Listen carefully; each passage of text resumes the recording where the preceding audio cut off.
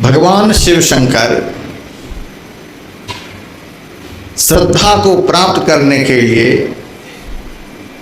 ध्यान लगाए बैठे हुए हैं। कल आपने यही सुना था, शिव जी ध्यान लगाए बैठे श्रद्धा को पाने के लिए। ये महाराज बैठे ध्यान लगाकर, अब जब ध्यान लग जाएगा, ध्यान बन जाएगा, तभी ध्यान का फल परमात्म प्राप्ति है। तो ध्यान लगकर रहे, तब तो ध्यान लगकर हमारे मन के अंदर जो विकार है वह टिकने नहीं देता, ध्यान लगकर रहने नहीं देता, विक्षेप पैदा कर देता है। तुलसीदास जी महाराज ने दोहावली में लिखा, जहाँ काम तहाँ राम नहीं, जहाँ राम नहीं काम, तुलसी कबहू ना टिकै रवि रजनी एक ठाम। जिस मन में काम रहेगा उस मन से राम का भजन ठीक ठीक नहीं होगा, और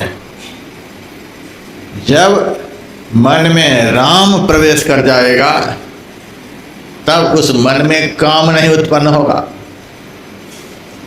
इन दोनों में बड़ा भारी बैर है। भीतर में काम रहेगा तो राम का दर्शन नहीं होगा। साफ साफ बात। राम का दर्शन होने पर भीतर में काम नहीं रहेगा। बहुत सारे राक्षस मर गए, रावण गया कुंभकर्ण को जगाने के लिए। कुंभकर्ण जगा, पूछा क्या बात है, बिना समय के ही आपने मुझे जगा दिया, बताइए क्या बात है। भगवान श्री राम से जो संघर्ष चल रहा था वह सब बता दिया।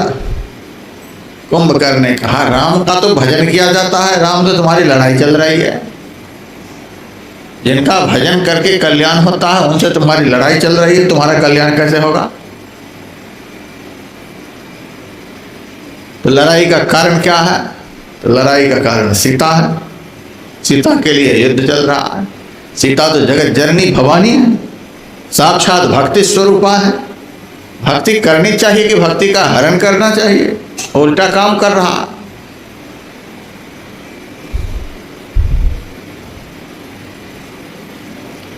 तो राम को पराजित करने के लिए, राम को बस में करने के लिए पहले सीता को बस में करना पड़ेगा। सीता तुम्हारे बस में है? कहा, सीता तो बस में हो ही नहीं रही है, महापतिव्रता नारी है, किसी पुरुष की तरफ देखती ही नहीं। कुंभकर्ण ने कहा, सीता को वश में किए बगैर तो राम को नहीं जीत पाओ, किसी तरह से सीता को वश में करो। तो कैसे वश में करो? सब उपाय करके देख लिया। कुंभकर्ण ने कहा, एक उपाय किया है। कहा, क्या? राम बनकर कभी सीता के पास गया है? तुम तो बहुत रूप बनाने के लिए जानता है। राम बनकर कभी गए सीता के पास? राम को देख करके ही सीता प्रसन्न हो सकती है, और किसी को देखकर नहीं। सीता को वश में करने के लिए, सीता को प्रसन्न करने के लिए राम बनना पड़ेगा। राम बन करके गए हो कभी? रावण ने कहा, कुंभकर्ण तुम्हारे सिर पर कितनी खोपड़ी है? कहा, एक है। कहा, तू मेरी तरफ देख, मेरे सिर पर कितनी खोपड़ी है? कहा, 10 है। कहा, तू एक खोपड़ी वाला हमको समझा रहा, हमारे सिर पर 10 खोपड़ी। इतना ज्ञान मेरे पास में है, तू हमको समझा रहा है। हम सब कुछ कर लिए हैं। कहा, राम बनकर देखे हो? हाँ। तो राम बनने पर भी सीता को वश नहीं हुए, ऐसा संभव नहीं। तब रावण ने कहा, जब मैं राम बनने के लिए राम का चिंतन करता हूं तो भीतर से काम ही भाग जाता है। दुनिया की सारी नारियां, स्त्रियां माता के रूप में दिखलाई देने लग जाती है। जननी समझा नहीं पर नारी, पराई स्त्री मां के समान दिखलाई देने लग जाती। अब देखिए, रावण कैसे दुर्दांत दैत्य महापापी, वह भी राम के रूप का चिंतन करता है तो मन से काम भाग जाता है। हम लोग यदि राम का चिंतन करेंगे तो काम रहेगा? कभी नहीं रहेगा। तो जिस हृदय में राम विराजमान, उस हृदय में काम प्रवेश नहीं कर सकता है। और काम जब आ जाएगा भीतर में तो राम का दर्शन नहीं होने देगा। शिव जी ध्यान लगाए बैठे हैं। शिव जी का ध्यान भंग करने के लिए कौन चला है? काम चला है। क्रोध ध्यान को भंग नहीं कर सकता, लोभ ध्यान को भंग नहीं कर सकता, और भी जितने विकार हैं ध्यान को भंग नहीं कर सकता। ध्यान को भंग करने वाला, ध्यान को विचलित कर देने वाला यदि कोई विकार है तो उसी विकार का नाम काम है। इसीलिए कबीर साहब ने कहा, जो गही जीता काम को सो जोगी बड़ सिद्ध, नहीं तो थोथी बात है घर घर फिरत असिद्ध। ध्यान को विचलित कर देने वाला, ध्यान को भंग कर देने वाला, ध्यान को तोड़ देने वाला यदि कोई पापी विकार है उसी विकार का नाम काम है। इसीलिए गीता में भगवान श्री कृष्ण ने अर्जुन से कहा था, जय शत्रुम महाबाहो काम रूप दुरासदम। हे महाबाहो अर्जुन, तुम काम रूपी दुर्जय शत्रु को जीत लो। गीता में कहीं भी पितामह भीष्म को जीतने की बात नहीं आई है, कर्ण को जीतने की बात नहीं आई है। ये सब तो साधारण वीर हैं। सबसे बड़ा वीर काम विकार है, इसको दुर्जय कहा। भगवान बोल रहे हैं काम को दुर्जय। आदमी तो बोलता ही रहता है काम बड़ा पापी है। भगवान कृष्ण ने कहा, जय शत्रु महाबाहो काम रूप दुरासदम। यह काम दुर्जय शत्रु है, इसको जीतना बहुत कठिन है। भर्तृहरि ने कहा, कंदर्प दर्प दल ने बिरला मनुष्य। कामदेव के घमंड को तोड़ देने वाला कोई बिरला ही पुरुष होता है। देवताओं ने भगवान शिव के ध्यान को भंग करने के लिए काम को भेजा। कामदेव आया शिव जी के पास। शिव जी को देखा ध्यान में बैठे हैं। अब कैसे इनके ध्यान को भंग किया जाए?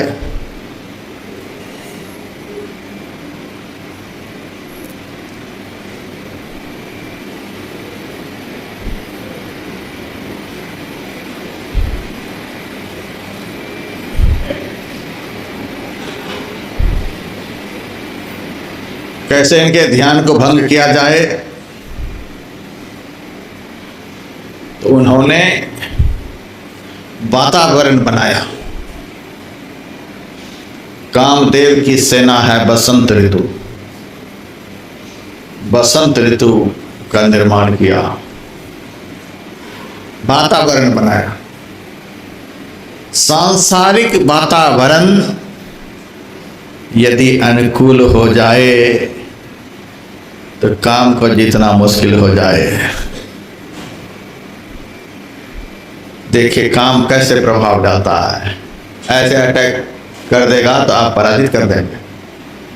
और वातावरण बनाता है, खूब बढ़िया बढ़िया खाने को मिलेगा, खूब बढ़िया बढ़िया कपड़ा पहनने को मिलेगा, खूब बढ़िया बढ़िया मकान रहने के लिए मिलेगा, खूब बढ़िया नौकरी मिल जाएगी, खूब बढ़िया पद मिल जाएगा, खूब बढ़िया बढ़िया सब कुछ मिल जाएगा। बाह्य वातावरण बिल्कुल अनुकूल हो जाए,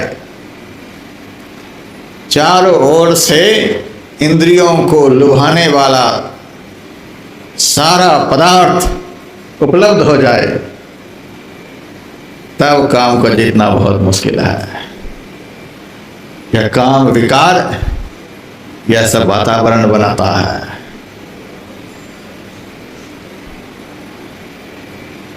रात में एक दो माइयां कहने के लिए आई, महाराज जहां निवास दिए हो वहां मच्छर बहुत लग रहा है, अब निवास भी दो, खाने पीने की व्यवस्था भी करो, कथा भी सुनाओ और उनके पास बैठकर मच्छर भी भगाओ। इतना काम लोग हमसे लेना चाहते हैं। बहुत मच्छर खा रहा है तो बैठकर ध्यान करो, पंखा ले लो हाथ में, भगाओ उसको, वह भी काम हम ही करेंगे। सब कुछ अनुकूल चाहते हैं। कहावत है, परदेश कलेश नरेशहु को। प्रदेश में तो राजा को भी क्लेश होता है, दुख होता है। भगवान राम भी जब अयोध्या से निकले तो उनको भी जीवन में कष्ट हुआ। भगवान कृष्ण जब निकले तो उनको भी कष्ट हुआ है। अपने घर से बेघर होने पर तो भगवान को भी कष्ट होता है, और आपको मच्छर खा रहा है। खाने की अनुकूलता, पहनने की अनुकूलता, रहने की अनुकूलता, ये बाह्य सारी अनुकूलताएं प्राप्त हो जाए तो आप विकारों से बच नहीं पाएंगे। सारी प्रतिकूलताओं में भी जो कभी भजन से विचलित नहीं होता है वही कभी विकारों को जीत पाता है। हम अपने परमाराध्य गुरुदेव के चरित्र को रोज पढ़ते हैं। कितनी प्रतिकूलताओं के बीच ये परमहंस की गति को प्राप्त किए हैं, आप पढ़कर देख सकते हैं। कांटे के बीच गुलाब खिलते हैं। प्रतिकूलताओं से जूझने वाले ही साधक कहलाते हैं। प्रतिकूलताओं को साध लेना यही साधक का धर्म है, यही साधना है। प्रतिकूलताओं से विचलित हो गए, जैसे आपको इंद्रिय सुख प्राप्त होने लग जाएंगे, वैसे ही आपके ऊपर विकार सवार हो जाएंगे। तो वातावरण बनाया कामदेव ने, लेकिन जब ध्यान बनने लग जाता है, ध्यान लगने लग जाता है, बाह्य अनुकूलता का उसके ऊपर असर नहीं होता है। शिव जी ध्यान में बैठे हैं, बसंत ऋतु का निर्माण किया, वातावरण बहुत अनुकूल हो गया, शीतल मंद सुगंध पवन चल रहा है, तो भी शिव जी की समाधि विचलित नहीं हुई।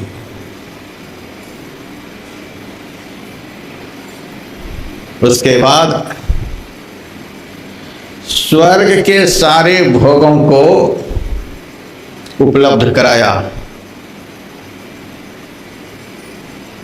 जो भोग से कभी विचलित नहीं होगा, भोग को देखकर चलायमान नहीं होगा, उनके भीतर में काम कभी प्रवेश नहीं कर पाएगा। भोगों को पाकर के चलायमान नहीं होना है। भगवान शिव जी के पास बाह्य वातावरण को अनुकूल बना दिया, उसके बाद स्वर्ग के सारे भोगों को उपलब्ध कराया। कोई भी चीज की कमी नहीं रह गई। अप्सराएं नाच रही हैं, गा रही हैं, तो भी शिव जी का ध्यान भंग नहीं हुआ। अब कामदेव ने सोचा, अब क्या करूं, या तो बड़ा विकट आदमी है, इनका ध्यान भंग ही नहीं हो रहा। तब आम के पेड़ पर चढ़ गया। सौरभ, पल्लव, मदन, विवेका आम के पेड़ पर चढ़ गया। आम को रसाल फल भी कहा जाता है, रस से भरा हुआ फल। आम पेड़ पर चढ़ गया।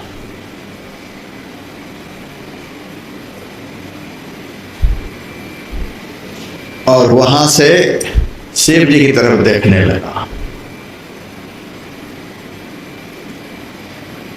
कामदेव के मन में है, इस फल की तरफ देखेगा तो जरूर इनका मन विचलित हो जाएगा। ये रसाल फल क्या है? जीभ का स्वाद। जीभ को रसना भी कहा जाता है। जीभ के स्वाद के बस में जो पड़ जाएंगे वे काम को कभी नहीं जीत पाएंगे।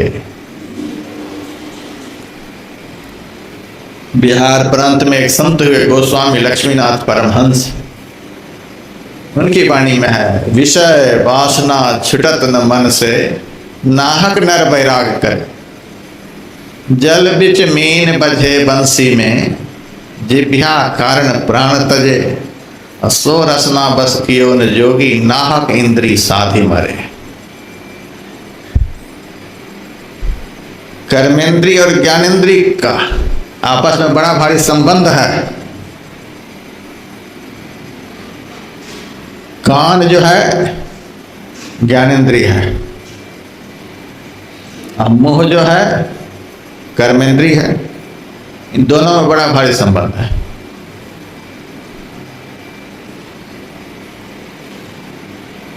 उसके बाद आंख को देखिए, आंख ज्ञानेंद्री है और पैर कर्मेंद्री है। दोनों का आपस में बड़ा भारी संबंध है। चलता है पैर, रास्ता दिखलाती है आंख, बड़ा भारी संबंध है। नासिका ज्ञानेंद्री है और गुदा कर्मेंद्री है। दोनों में आपस में बड़ा मेल है।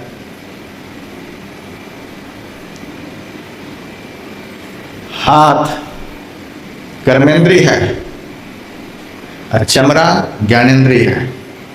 दोनों में बहुत मेल है। जीभ ज्ञानेंद्री है और उपस्थ कर्मेंद्री है। दोनों का आपस में बड़ा मेल है। जिभ्या इंद्री एक नाल, जो जीते सो बाचे काल।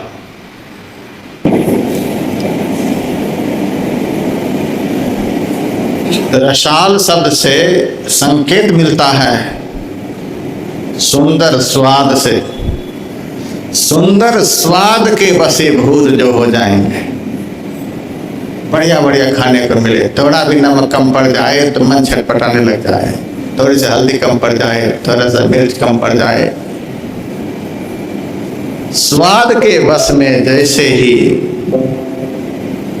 अभ्यासी होता है वैसे ही विकार जागृत हो जाता है। स्वाद के वश में नहीं होना चाहिए।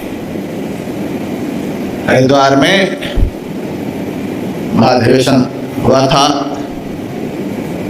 हजारों लोग आए थे। भोजन के समय मैं घूम रहा था, एक भक्त से पूछा, भोजन बढ़िया बना है? सब कुछ तो बढ़िया है, लेकिन सब्जी में नमक थोड़ा कम है। मैंने कहा, इतना तो हम डाल ही दिए हैं, थोड़ा कम है तो कुछ तुम भी जेब में रखा करो। थोड़ा सा कम है तो शिकायत कर दिया। ऐसे जीव के गुलाम है। जिभ्या इंद्री एक नाल, जो जीते सो बाचे काल। रसाल वृक्ष पर बैठ गए कामदेव। इसका मतलब जो रस का प्रेमी होगा, जो स्वाद का प्रेमी होगा, जो बढ़िया बढ़िया स्वाद पाना चाहेगा, वह काम को कभी नहीं जीत पाएगा। इसीलिए हमारे गुरुदेव कहते थे, खान पान को प्रथम संभारो, स्वाद रहित भोजन। तुलसीदास जी महाराज ने विनय पत्रिका में लिखा, जो पै राम लाग तो मीठो। यदि हमें राम मीठे लगते तो संसार के सारे स्वाद फीके पड़ जाते हैं। जब तक संसार का स्वाद आपको प्रभावित करता रहेगा तब तक भजन का बढ़िया स्वाद नहीं लगेगा। इनको जीतना है। इसी के सहारे विकारों का आक्रमण होता है। रसाल वृक्ष का आश्रय लिया है कामदेव, यानी स्वाद का आश्रय लिया। वह देखता है यदि स्वाद के चक्कर में पड़ा तो तुरंत अटैक करूंगा। भगवान शिव शंकर आंखों को बंद किए बैठे हुए हैं, वो देख ही नहीं रहे। आखिर में देखा यह तो स्वाद के बस भी नहीं हो रहे हैं, स्वर्ग के सारे भोग उपलब्ध करा दिए उसके भी बस में नहीं हो रहे हैं, सारे वातावरण को अनुकूल कर दिए तो भी आंख खोलकर नहीं देख रहे हैं। अब कुपित हो गए, कोई चाल नहीं चली। ये तीनों के ऊपर यदि विजय प्राप्त हो जाए तो विकार के कोई भी चाल आपके ऊपर नहीं चल पाएंगे, विकार का बस में कर देंगे। स्वाद के बस में नहीं होना है, स्वर्गादि लोकों के सुखों के बस में नहीं होना है, और बाह्य विषयजन्य वातावरण के बस में नहीं होना है। विकार आपका कुछ भी नहीं बिगाड़ पाएगा। काम कुपित हो गया और शिव जी के ऊपर तान कर बाण चला दिया। अब जो होगा देखा जाएगा, इसको खत्म भी कर देता। अंतिम प्रयास, बाण मारकर इनको खत्म कर। कामदेव के 5 बाण हैं, कामदेव 5 बाण अपने पास में रखते हैं। अमरकोश में कामदेव के बाण के नाम लिखे हुए हैं। इन्हीं 5 बाणों के द्वारा वे अभ्यासी को घायल करते हैं। उन्मादनस्तापनश्च शोकनस्तंभनश्च तथा सम्मोहनश्च कामस्य पंचबाणः प्रकीर्तिता।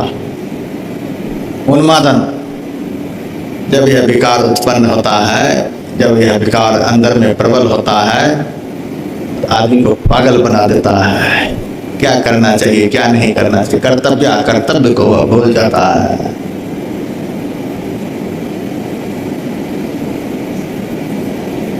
एक प्रकार की गर्मी को अंदर में पैदा कर देता है, शरीर को तपा देता है, वह छटपटाने लग जाता है। विकार को शांत करने के लिए वह आकुल व्याकुल होने लग जाता है। शोषण, सारे ज्ञान ध्यान का शोषण कर लेता है। गीता का ज्ञान गीता में ही और पुराण का ज्ञान पुराण में ही। सदग्रंथ पर्वत कंदर निमह जायत ही अवसर दूरे। सदग्रंथ के सारे ज्ञान जब काम विकार प्रबल होता है, जायत ही अवसर दूरे, पर्वत के कंदरा में जाकर के छिप जाते हैं। सारे ज्ञान का आदमी खो देता है, शोषण कर लेता है समग्र ज्ञान की। ज्ञान विवेक बुद्धि काम नहीं करती। स्तंभन, उन्मादन, तापन, शोषण, स्तंभन, आपको हिलने नहीं देगा। विकार प्रबल हो गया, अब बच पाना बहुत मुश्किल है, तो जो संत बचे हुए हैं उनकी शरण में चले जाएं, सदगुरु की शरण में चले जाएं। जहां जाने से इन विकारों की प्रबलता से हम बच जाएं, वहां चले जाएं। ये जाने नहीं दें,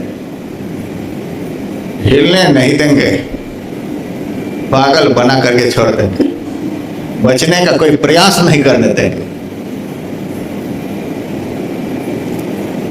अब 5वां बाण का नाम है सम्मोहन। इस कदर मोहित कर लेगा, न राम सुहाएगा, न कृष्ण सुहाएगा, न गुरु, न गीता, कुछ भी नहीं, बुरी तरह से मोहित कर लेता है।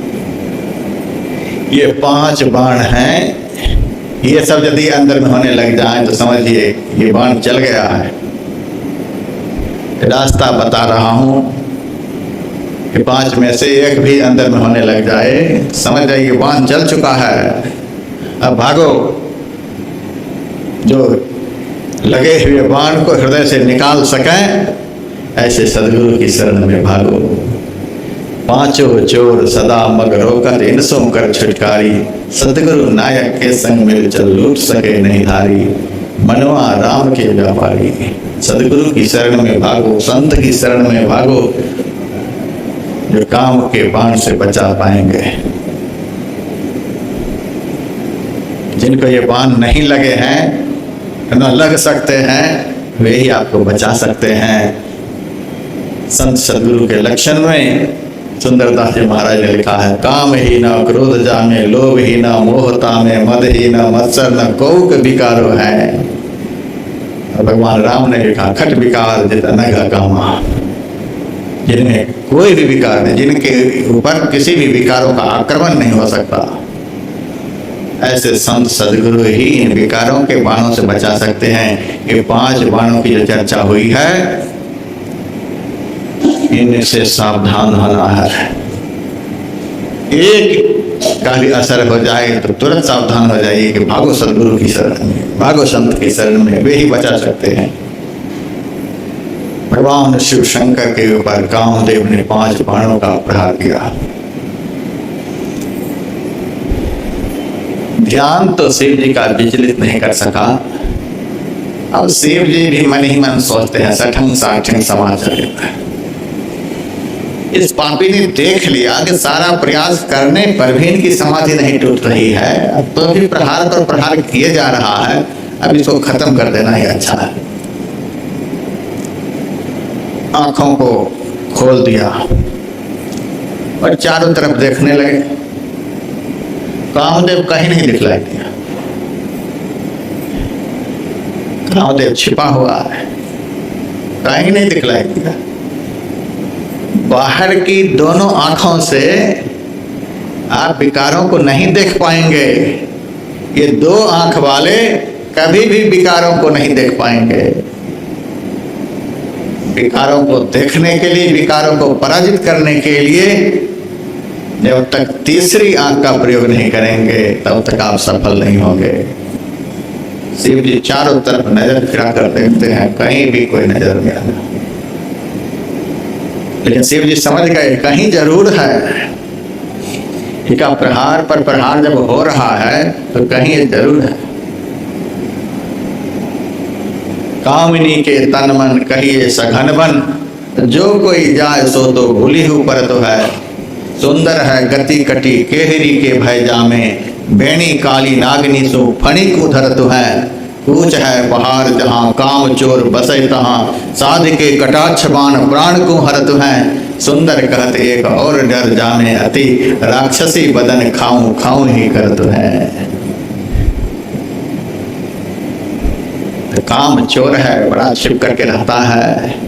इस चोर को आप चर्म चक्षु से नहीं देख पाएंगे। चर्म चक्षु वाले बहुत भक्त प्रयासरत हैं, लेकिन समय पर मार खा जाते हैं, नहीं देख पाते हैं। शिव जी ने देखा है तो कहीं जरूर, इसका प्रहार हो रहा है, लेकिन है कहाँ, दिखलाई भी नहीं दे रहा है। अच्छा, तो छिप करके है। जिस आंख से कोई भी विकार छिप कर रह नहीं सकता, अब उस आंख का प्रयोग मैं करता हूँ। तब शिव तीसर नयन उघारा, चितवत काम भयो जरी छारा। शिव जी ने तीसरी आंखें खोल दी। दोनों आंखों को के ठीक मध्य में तीसरी आंख है। उस आंख के लिए बहुत शब्दों का प्रयोग है संत वाणियों में। उसी को 10वां द्वार कहते हैं, उसी को शिव नेत्र कहते हैं, उसी को रुद्राक्ष कहते हैं, उसी को तीसरा तिल कहते हैं, बिंदु कहते हैं, आज्ञा चक्र कहते हैं। बहुत नामों से उस स्थान का अभिहित किया गया है। तो तीसरी आंखें खुल जाती है। तो यदि करुणा करके कोई तीसरी आंख को खोल दे, सामने वाले का कल्याण हो जाएगा। यदि उग्रता पूर्वक कुपित होकर आंख खुल जाए, सामने वाला भस्म हो जाएगा। बहुत लोग मेरे पास आते हैं, महाराज अमेरिका ने इतना एटम बम बना लिया है, इतने हथियार बना लिए, वे यदि चाह लेंगे तो 17 बार पृथ्वी को खत्म कर सकते हैं। रूस वाले ने इतना बम बना लिया, जापान वाले ने इतना कुछ कर लिया, वे चाहेंगे तो तुरंत धरती को खत्म कर देंगे। धरती को ये लोग खत्म कर देंगे? इन्होंने धरती को बनाई है। भारत में जब तक एक भी संत रहेंगे तब तक दुनिया की कोई ताकत धरती को खत्म नहीं कर सकते।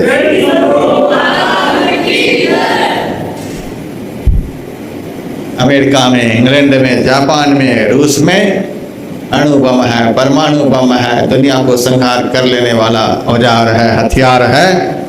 लेकिन यह भारत, इस भारत का हथियार कौन सा है? देश हमारा भारत प्यारा, सब देशों से न्यारा है। इसको ऋषि मुनियों ने मिलकर अपना हाथ संवारा है। यह ऋषि मुनियों का देश है। अन्य देशों में सब कुछ मिल जाएंगे, संत नहीं मिलेंगे। और हमारा यह भारत देश ऐसा है, जगह जगह संत के दर्शन होते हैं। तीसरी आंख है जिनकी खुली हुई है, वे ही संत हैं। और ऐसे संत जब तक भारत में रहेंगे तब तक इसका नाश कोई भी नहीं कर सकता। इस देश की सभ्यता संस्कृति को मिटाने के लिए दुनिया के सभी देशों ने प्रयास किया, लेकिन नहीं मिटा सका। आज तक ये भारत अक्षुण्ण है। विश्व गुरु कह करके जाना जाता है। तीसरी आंख में वह ताकत है, यदि कुपित होकर खुल जाए तो दुनिया के सारे देश को एक क्षण में स्वाहा कर देंगे। संत की तीसरी आंख है, सारी दुनिया को स्वाहा कर देंगे। और यदि करुणा करके देख लेंगे, संसार का कल्याण कर देंगे। कल्याण करने की भी शक्ति है और संहार करने की भी शक्ति है। कुपित होकर के भगवान शिव शंकर ने आंखें खोल दी, कामदेव जलकर भस्म हो गया। जब तक तीसरी आंखें नहीं खुलेंगी, दो आंखों में अंधकार है, तीसरी आंख में प्रकाश है। जब तक ज्ञान रूपी नेत्र नहीं खुलेगा तब तक विकार नहीं मरेगा। और ज्ञानमय नेत्र है। और दो आंखें जो प्रत्यक्ष हैं, ये आंखें अज्ञानमयी है। संसार का ज्ञान होता है, जिस आंख से संसार का ज्ञान हुआ अज्ञानमयी आंख है। जिस आंख से भगवान का दर्शन हो जाए वह ज्ञानमयी आंख है। तीसरी आंख है, आंख खुली और कामदेव जलकर भस्म हो गया।